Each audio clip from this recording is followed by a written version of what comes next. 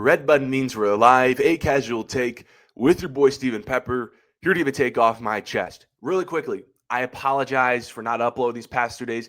I had to go to the office super early recently just to get out on this travel to go film these stories that are so far. So I apologize for that. But we're back here today, right before college football, because I really want to talk about Mike Trout, or should I say the once great Mike Trout, arguably the best player of my lifetime. Just not that anymore. Last night against the Mariners, he went 0 for, including 2 Ks. If you look at his season stats, the guy's a shell of himself, and it's pretty sad. Now, why do I bring this up? Well, yesterday I saw a TikTok from this guy who I think super underrated. He covers the Tigers. You should go follow him. His name is Chris Castellani. And he was talking about the unfortunate truth about Mike Trout's career. And I also saw Dan Patrick the other day talk about this too, that Mike Trout's legacy is in danger of being forgotten.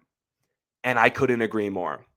I think the unfortunate truth about Mike Trout's legacy is that as history goes on, it will slowly be forgotten. Now, I know that might sound crazy to some people, right? Oh, dude, Mike Trout was the face of Major League Baseball for years. How can it be forgotten?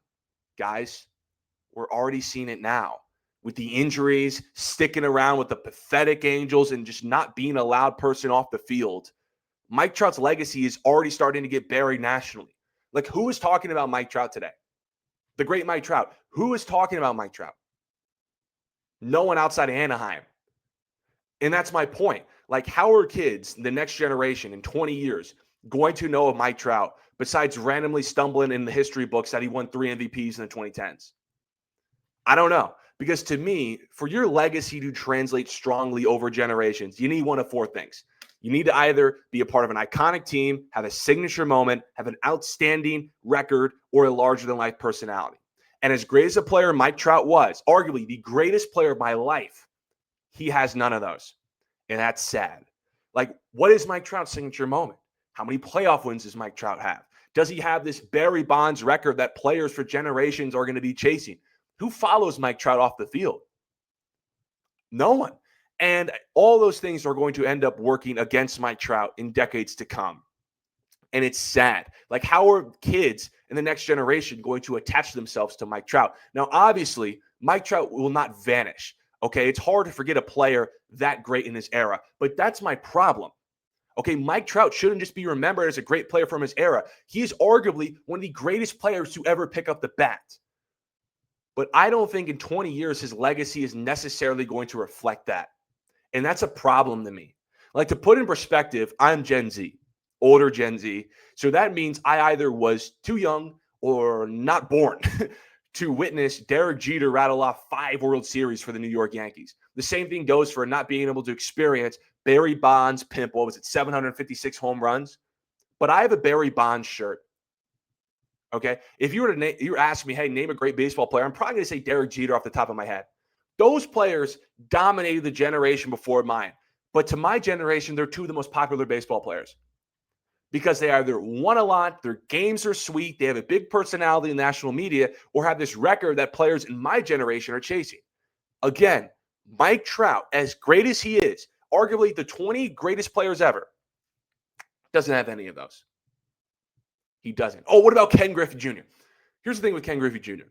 He is like Mike Trout in a way that he is arguably the best player of his generation, but he doesn't have a championship. And in team sports, you don't have a championship, it already buries your legacy pretty significantly. But Ken Griffey Jr. is like Dan Marino. When they were playing, despite not having championship, they were icons. Okay, their games were sweet. Kids wanted to have the Griffey swing. They had cultural relevance. The thing with Mike Trout is, as great as a player he was the face of Major League Baseball when I was growing up.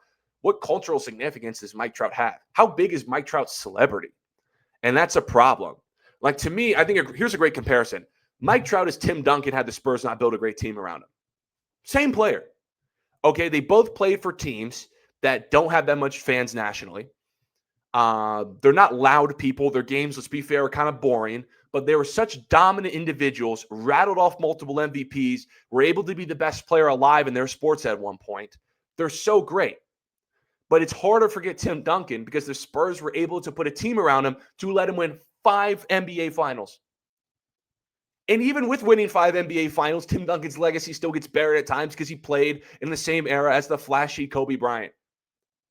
Mike Trout, I'm just saying, like, Tim Duncan, had he not won those championships, he also would have faded out of relevance.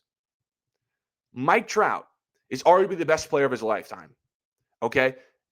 Mookie Betts, Freddie Freeman, Aaron Judge, Shohei Ohtani. Maybe outside Ohtani, Mike Trout is better than all those players. But all those players are going to be remembered strongly in the coming generations than Mike Trout. And to me, that's sad because I think Mike Trout's one of the 20 greatest players to ever pick up a baseball bat.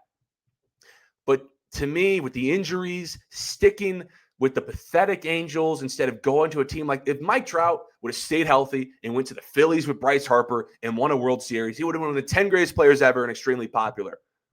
But with the injuries, sticking with the Phillies and just not being a big personality off the field, I don't think in 20 years his legacy is going to necessarily reflect how great of a player he is. But let me know what you guys think about this issue. I appreciate everyone for tuning in to this episode of A Casual Take. Follow me on Twitter at StephenPepper38. Until next time.